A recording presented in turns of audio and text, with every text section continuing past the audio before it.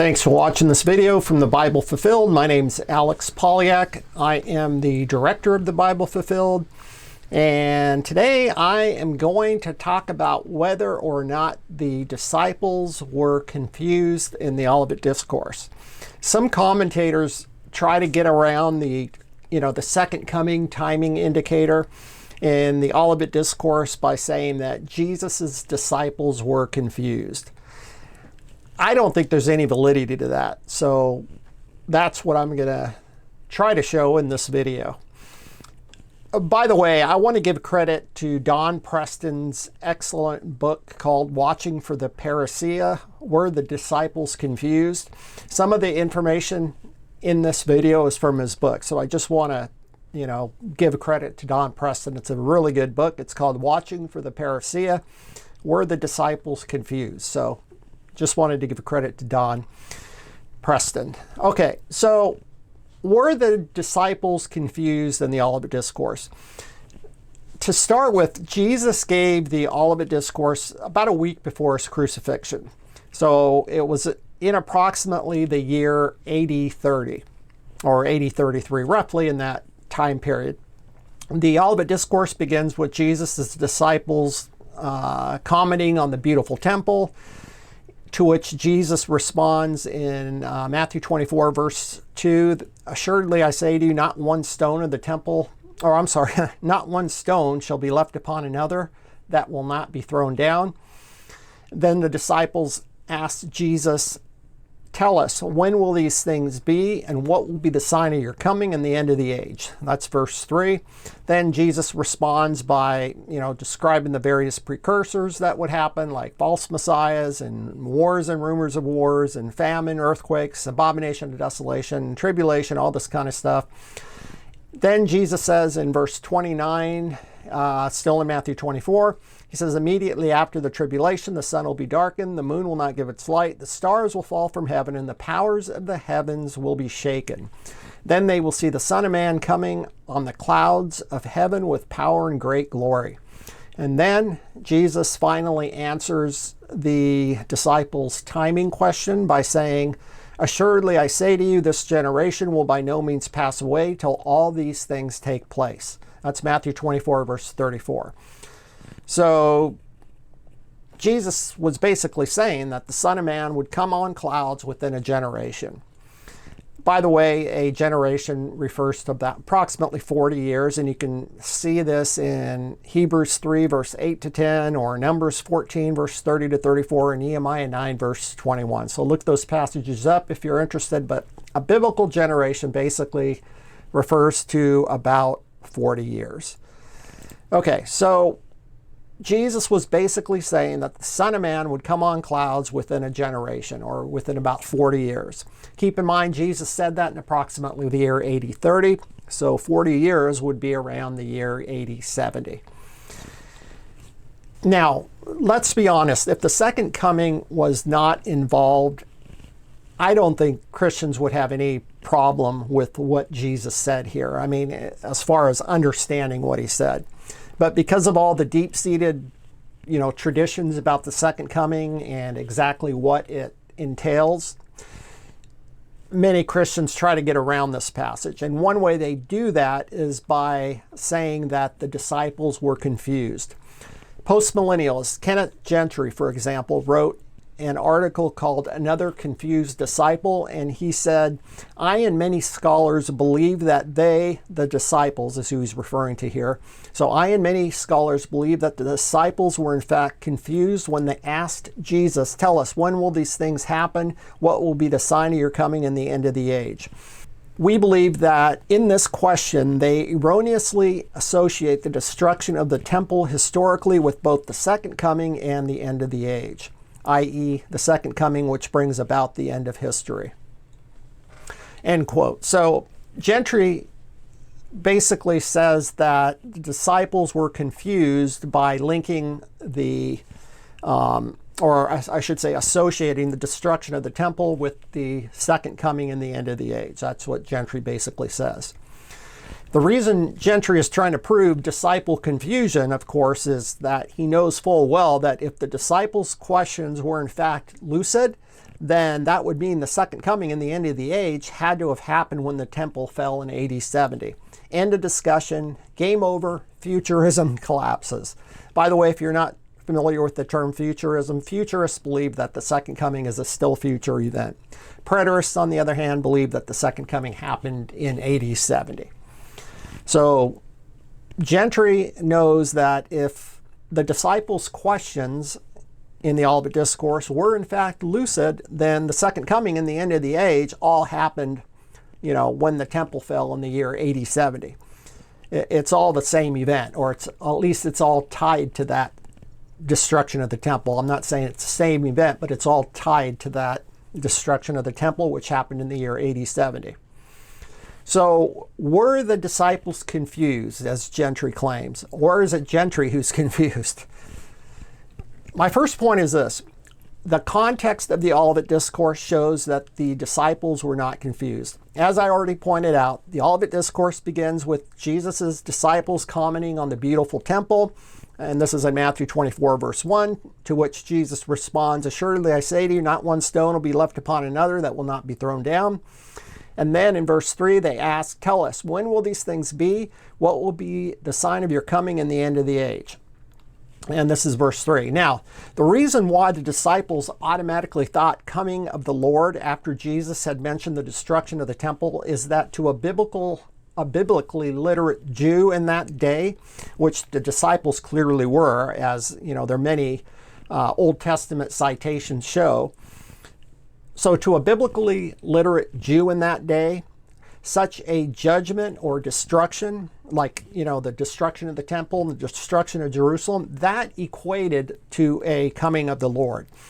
And we know that because the Old Testament has many such comings of the Lord, and they always equated to, at least cloud comings, they always equated to judgment and destruction. Here are three examples. In an Old Testament prophecy against Egypt, Isaiah said, "Behold, the Lord rides on a swift cloud. He will come to Egypt. The idols of Egypt will totter at his presence, and the heart of Egypt will melt in its midst." This is Isaiah 19, verse 1. So this cloud coming was a judgment against Egypt, which happened in approximately the year 700 BC, so about 700 years before Christ. In fact, the next chapter, Isaiah 20, says that God used Sargon, the king of Assyria, to carry out this judgment. In another example, this is another Old Testament prophecy about the coming of the Lord, this time against Babylon. Isaiah said, "Behold, behold, the day of the Lord comes, cruel, with both wrath and fierce anger, to lay the land desolate. He will destroy the sinners from it. For the stars of heaven and their constellations will not give their light, and the sun will be darkened in its going forth, and the moon will not cause its light to shine. I will punish the world for its evil and the wicked for their iniquity. Therefore, I will shake the heavens, and the earth will move out of her place." So this is Isaiah 13, verse 9 to 13. So note that this is the exact same kind of language, sun, moon, and stars growing dim or falling to earth. This is the exact same kind of language that Jesus used in the Olivet Discourse. But Isaiah's prophecy is about the judgment of Babylon, as you can read in Isaiah 13, verse 1. It specifically says it's against Babylon. And this prophecy was fulfilled in about 689 BC. So again, about 700 years before Christ. And as the context shows, God used the Medes to carry out this judgment. You can read this in Isaiah 13, verse 17. So this judgment too, this is the coming of the Lord, and it happened approximately 700 years before Christ. One more example, one more Old Testament example, I should say, this time against Egypt. God said, this is Ezekiel 32, verse 7 to 8, and verse 15. And he said, and when I extinguish you, and he's referring to Egypt here, God is talking to Egypt, "And when I extinguish you, I will cover the heavens and darken their stars. I will cover the sun with a cloud, and the moon will not give its light. All the shining stars in heaven I will darken over you, and will set darkness on your land when I make Egypt a desolation." So once again, we have this exact same kind of sun, moon, and stars, growing dim or falling language as Jesus used in the Olivet Discourse. And Ezekiel's prophecy was against Egypt, and it was fulfilled approximately 580 BC, so about 600 years before Christ. So there were many comings of the Lord in Old Testament times. So when Jesus mentioned in the Olivet Discourse the destruction of the temple and, the destruction of the city of Jerusalem, the disciples automatically thought coming of the Lord, and they wanted to know when it would happen. And the disciples automatically thought end of the age, too, after Jesus had mentioned the destruction of the temple. And why did they automatically think end of the age? Because that temple that was standing in that day, in Jesus' day, Herod's temple, that temple symbolized the Old Covenant age. You can read this in Hebrews 9, verse 8 to 9. It says that the temple, it symbolized the Old Covenant age. And so its destruction would mean that the Old Covenant age had, ended. In fact, without a temple, a vast majority of the Old Covenant requirements cannot be kept.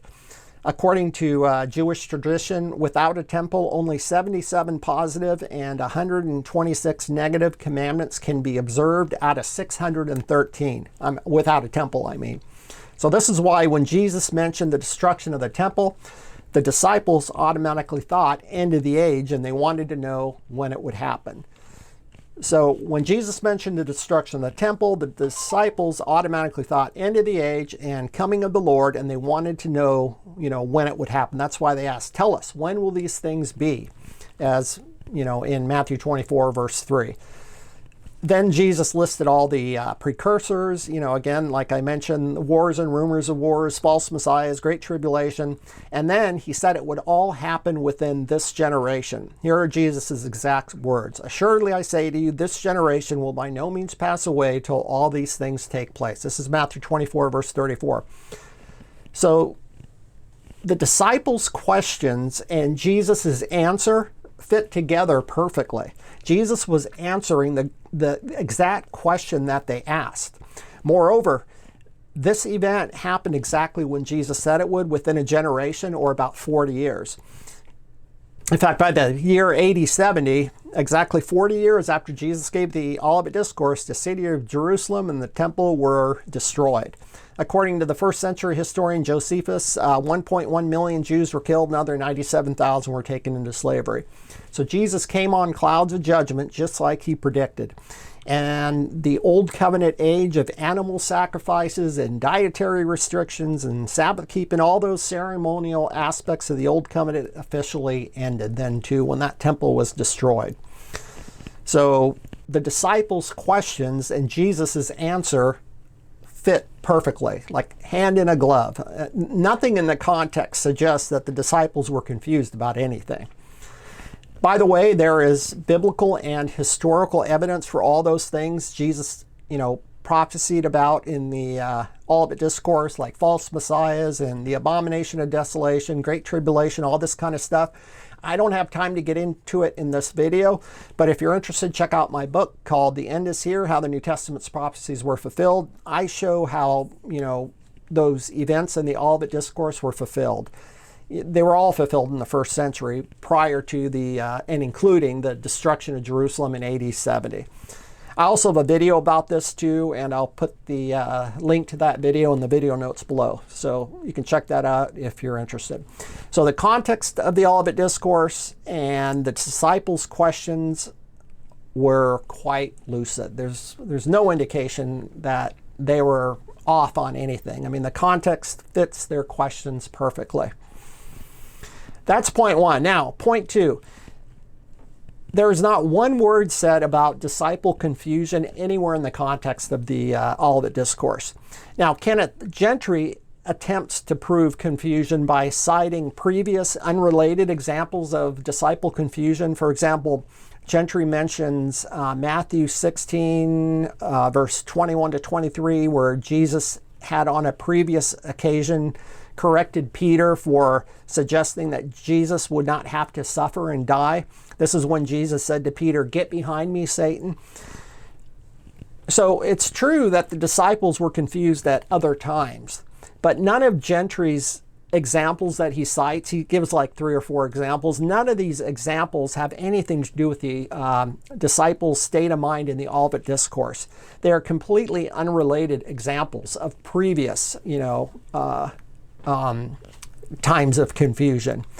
Furthermore, the only reason we know that the disciples were confused in those other instances is because the New Testament tells us so. Yet there was not one word said about confusion in the Olivet Discourse. Jesus simply answers their question, the disciples' question, without any correction, as if their questions were perfectly lucid.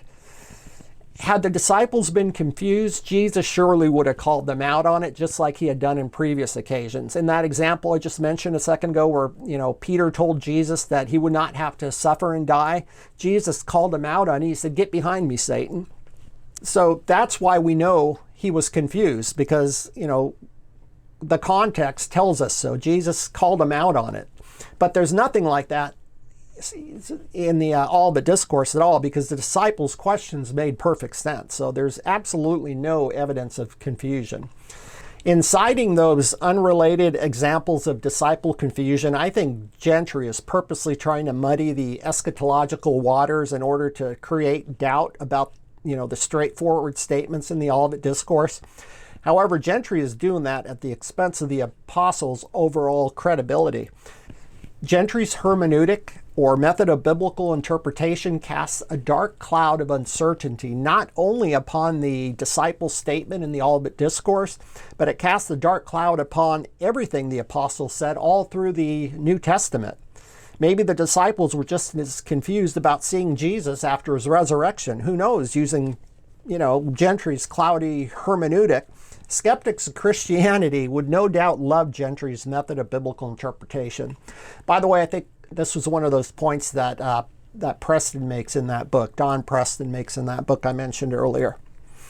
So to me, it makes much more sense to give the apostles the benefit of the doubt unless we are specifically told otherwise, as in those other instances in the New Testament. That's the correct hermeneutic, or method of interpretation. We can't just say, oh, they must have been confused because, they were confused in the past, just because we don't like what they say. That's a terrible hermeneutic. Another point Gentry makes, which I want to address, is that he says that Jesus' warnings in the Olivet Discourse show that disciples were confused.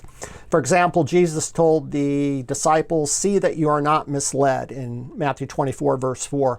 And then he said in Matthew 24, verse 5, to watch out for false messiahs. So Gentry claims that the reason Jesus gave these warnings is that the disciples were so confused about everything. However, that's a completely unwarranted leap.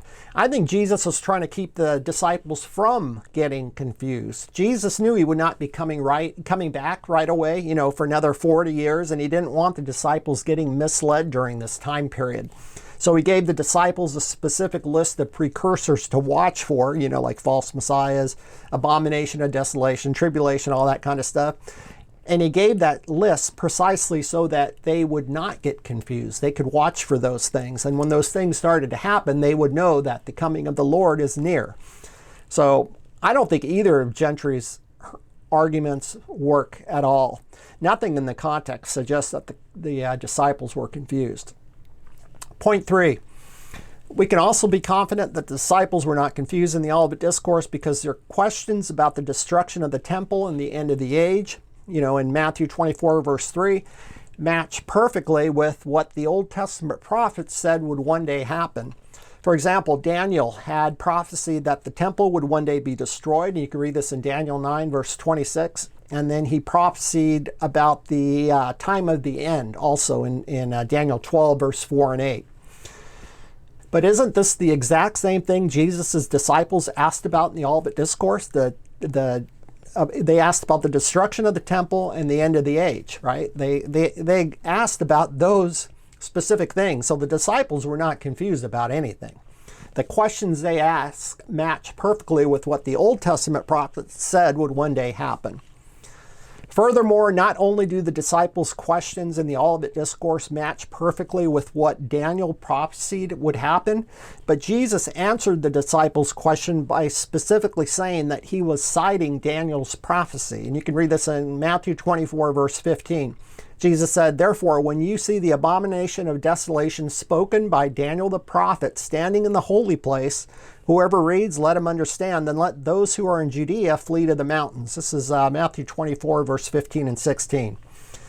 So not only do the disciples' questions fit perfectly with what Daniel had prophesied would one day happen, but Jesus answered their question by pointing, to Daniel's prophecy. So the disciples were not confused about anything. They knew that Jesus was referring to Daniel's prophecy about the destruction of the temple and the end of the age. And they wanted to know when it would happen. That's why they said, "Tell us, when will these things be?" They wanted to know when it would happen. Okay, point 4. This is another point, by the way, I got from Don Preston's book, Watching for the Parousia. Preston points out that in the parable of the wheat and tares, which Jesus had given prior to the Olivet Discourse, Jesus specifically talked to his disciples about, quote, the harvest at the end of the age. So the harvest is referring to the judgment at the end of the age. And this is, you can read this in Matthew 13, verse 36 to 43. So this was given prior to the Olivet Discourse. Jesus gave this parable prior to the Olivet Discourse. And this is the same judgment at the end of the age that the disciples asked about in the Olivet Discourse. Remember, the disciples asked, "Tell us, when will these things be? What will be the sign of your coming and the end of the age?" So this is Matthew 24, verse 3. This is the Olivet Discourse. So Matthew 13 and Matthew 24 are talking about the same end of the age. And in the Olivet Discourse, the disciples simply wanted to know when it would happen. Jesus had not discussed the timing of this event in the parable of the wheat and tares back in Matthew 13, but he did in the Olivet Discourse after the disciples asked about it. So that's what Jesus was addressing, the timing of this event. Again, in Matthew 13, Jesus talked about the event, but he didn't talk about the timing. So in Matthew 24, at the Olivet Discourse, the disciples asked about the timing of it. Here's another great point Preston makes also. After Jesus finished giving the parable of the wheat and tares in Matthew 13, Jesus asked the disciples, "Do you understand these things?" To which they answered, "Yes, Lord." And you can read this in Matthew 13, verse 51. So this shows that the disciples were not confused about this topic. So they weren't confused about it in the Olivet Discourse either. They simply wanted to know when it would happen, which is why they asked, "Tell us, when will these things be?" in that Matthew 24, verse 3. And then Jesus gave the precursors to watch for and then told them it would all happen within a generation in verse 34. So the disciples were not confused in the Olivet Discourse. All the contextual and scriptural evidence shows that the exact opposite. The disciples were quite lucid. I think it's Gentry who is confused. Either that or is desperately trying to hold on to his futurism by, using any means possible, even at the expense of the apostles' overall credibility. I will say this about Gentry, though. He has written a lot of good books on eschatology, showing how various prophecies were fulfilled. He holds a partial preterist view, so he believes a lot of the things in the Olivet Discourse happened. But he just unfortunately takes this kind of weird position about, he's trying to get around Jesus's plain words in the Olivet Discourse. So, he's letting his traditions and presuppositions dictate his doctrines, I think, instead of letting Scripture speak for himself, speak for itself. So, but, and this is something we all got to watch for too, because it is tough to, let go of our traditions, especially if we've held them a long time, if we're dug in real deep. But we got to try to, do our best to, set aside our traditions and creeds and all this kind of stuff and go with what Scripture teaches. Okay, so that is it for today. Thanks for watching this video. I hope you enjoyed it. If you did, please do me a huge favor. Hit the like button. Also, if you want to be notified of new videos, hit the subscribe button. And for a more detailed discussion of the topics that I talked about in this video, check out my book called The End is Here, How the New Testament's Prophecies Were Fulfilled. I go into much more detail about these topics. I also talk about all kinds of other end times related topics like the passing of heaven and earth, the elements melting with fervent heat, Jesus coming in flaming fire, and I have in fact, I have an entire chapter on the book of Revelation, so if you're interested in eschatology, you can check out my book. Also, I have a bunch of free articles and videos on the website, thebiblefulfilled.com, so you can check out that too if you're interested. All that stuff is free there at that website. Okay, so thanks again for watching, and I will see you next time.